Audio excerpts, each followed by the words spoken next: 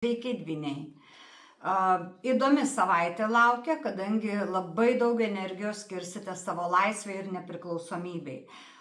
Darbe reikalausite didesnio kabineto, ieškosite didesnio buto, didesnio namo ar šiaip didesnės mašinos, šiaip didesnių erdvių.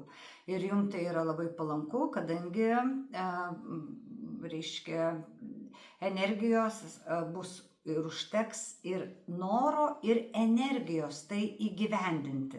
Taigi, jeigu turite planų kažką plėsti, didinti, tai tikrai labai prašau būtent šią savaitę.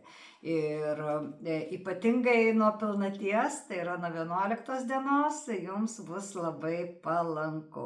Šiaip ateina geras metas, jis jau tęsiasi, jis jau yra prasidėjęs, jums geras metas.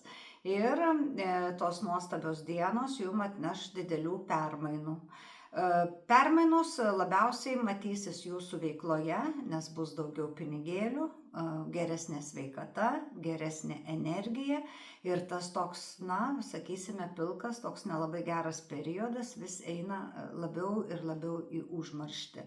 Taigi, dvyniai, prasideda tikrai įdomesnis galimybių metas. Ir būtent patys galit pamatyti net jau nuo ateinančios savaitės, nuo 9 iki 15 dienos, kad jūsų galimybės auga, didėja.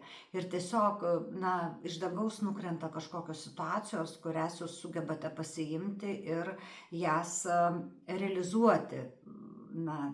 Nes ne tik svajonių lygmenį, bet ir materializuoti tas situacijas.